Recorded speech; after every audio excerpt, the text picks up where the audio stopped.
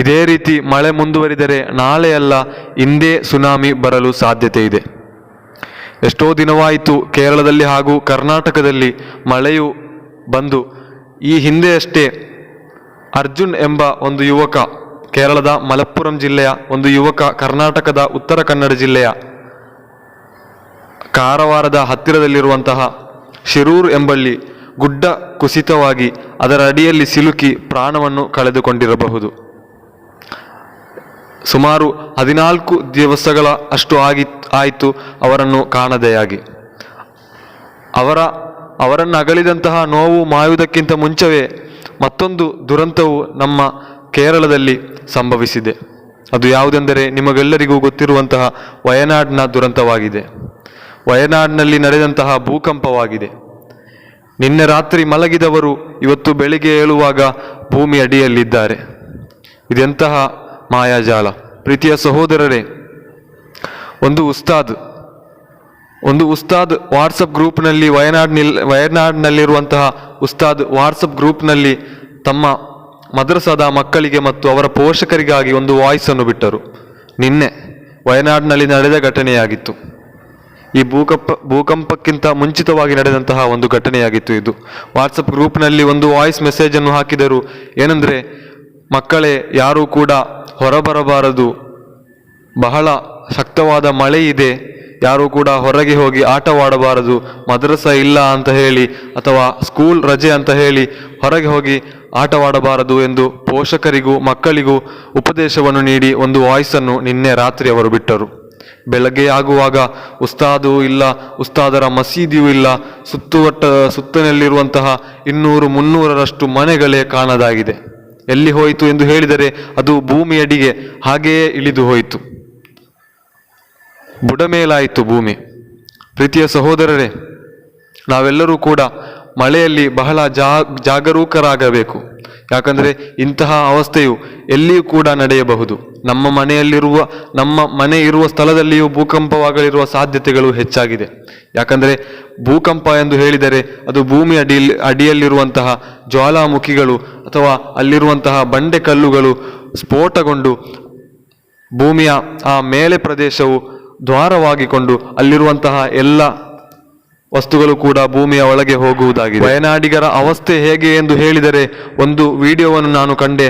ಒಬ್ಬ 2ನೇ ತಟ್ಟಿನಲ್ಲಿ, ಒಂದು ಮನೆಯ 2ನೇ ತಟ್ಟಿನಿಂದ ಅವರು ಗೌರ್ಮೆಂಟ್ನ ನಂಬರ್ಗೆ ಫೋನ್ ಕಾಲ್ ಮಾಡಿಕೊಂಡು ಹೇಳುತ್ತಾರೆ, ಸರ್, ನಾನು ನನ್ನ ಮನೆಯ 2ನೇ ಮಹಡಿಯಲ್ಲಿದ್ದೇನೆ. 1ನೇ ಮಹಡಿಯಲ್ಲಿ ನನ್ನ ಅಮ್ಮ, ನನ್ನ ಅಪ್ಪ, ನನ್ನ ತಮ್ಮಂದಿರು ಎಲ್ಲರೂ ಮರಣ ಹೊಂದಿದ್ದಾರೆ. ನಾನು ಒಬ್ಬನೇ ಮೇಲೆ ಬಾಕಿಯಾಗಿದ್ದೇನೆ. ಹೇಗಾದರೂ ನನ್ನನ್ನು ರಕ್ಷಿಸಿ ಎಂದಾಗಿತ್ತು. ಈ ಒಂದು ಅವನ ಶಬ್ದವು ಕೇಳಿದಾಗ ನನಗೆ ನಿಜಕ್ಕೂ ಕಣ್ಣೀರು ಬಂತು. ಯಾರಿಗೂ ಕೂಡ ಬರಬಹುದು. ಸಹೋದರರೇ, ನಮಗೆ ಈ ಅವಸ್ಥೆಯು ಸಂಭವಿಸಿದರೆ ಹೇಗಾಗಬಹುದು? ನಾವೊಂದು ಮಹಡಿಯ ಮೇಲೆ ನಿಂತುಕೊಂಡಿದ್ದೇವೆ. ನಮ್ಮ ಅಪ್ಪ ಅಮ್ಮ ಇಡೀ ಕುಟುಂಬವೇ ಅಲ್ಲಿ ಮರಣ ಹೊಂದಿ ಕೆಳಗೆ ಬಿದ್ದಿದ್ದಾರೆ. ನಾವು ಒಬ್ಬರೇ ಇಲ್ಲಿ ಬಾಕಿಯಾಗುವಾಗ ನಮ್ಮ ಅವಸ್ಥೆಯು ನಾವೊಮ್ಮೆ ಚಿಂತಿಸಿ ನೋಡಿದರೆ ನಮಗೆ ಗೊತ್ತಾಗಬಹುದು ಅವರ ಆ ನೋವು. ಹೀಗೆಲ್ಲ ಹಲವಾರು ಜನರು, ನ್ಯೂಸ್ ಆ್ಯಂಕರ್ಸ್ಗಳು ಪ್ರಶ್ನೆ ಕೇಳುವಾಗ ಒಬ್ಬರು ಹೇಳುತ್ತಾರೆ, ನನಗೆ ಈಗ ಬಾಕಿಯಾಗಿರುವುದು ನಾನು ಈಗ ಹಾಕಿರುವಂತಹ ಈ ಒಂದು ರೈನ್ ಕೋಟ್ ಹಾಗೂ ನನ್ನ ಈ ಅಂಗಿ ಮತ್ತು ಲುಂಗಿಯಾಗಿದೆ. ನನ್ನ ಎಲ್ಲವೂ ಹೋಯಿತು. ನನಗೆ ಮನೆ ಇಲ್ಲ, ನನಗೆ ಕುಟುಂಬಸ್ಥರಿಲ್ಲ, ನನಗೆ ಏನೂ ಇಲ್ಲ. ನಾನು ಹಾಕಿದಂತಹ ಈ ಡ್ರೆಸ್ ಮಾತ್ರವಾಗಿದೆ ನನಗೆ ಇರುವುದು. ಅದು ನನಗೆ ಒಂದು ಸಮಸ್ಯೆಯೇ ಅಲ್ಲ. ದೇವರು ಕೊಟ್ಟದ್ದನ್ನು ಅವನು ಹಿಂಪಡೆದ ಅಷ್ಟೇ ಎಂದು ಹೇಳಿಕೊಂಡು ಅವರು ಸುಮ್ಮನಾದರು. ಆ ಸುಮ್ಮನೆಯಾದದಲ್ಲಿ ನಮಗೆ ತಿಳಿಯಬಹುದು ಎಷ್ಟಕ್ಕೂ ಅವರಿಗೆ ನೋವಿದೆ ಎಂದು. ಎಲ್ಲರನ್ನೂ ಕೂಡ ಕೈ ಬಿಟ್ಟುಕೊಂಡು ಅವರೆಲ್ಲರೂ ಕೂಡ ಮರಣ ಹೊಂದಿಕೊಂಡು ನಾವೊಬ್ಬರೇ ಬಾಕಿಯಾದರೆ ನಮ್ಮ ನೋವು ಅದು ನಮಗೆಲ್ಲರಿಗೂ ಚಿಂತಿಸಿ ನೋಡಿದರೆ ಗೊತ್ತಾಗುವಂತಹ ನೋವಾಗಿದೆ. ಇಂತಹ ಅವಸ್ಥೆಯು ನಮಗೆ ಬರದಿರಲು ನಾವು ಮಾಡಬೇಕಾದದ್ದು ಏನು ಎಂದು ಹೇಳಿದರೆ, ನಮ್ಮ ಮಕ್ಕಳನ್ನು ಹೊರಗೆಲ್ಲೂ ಬಿಡಬಾರದು.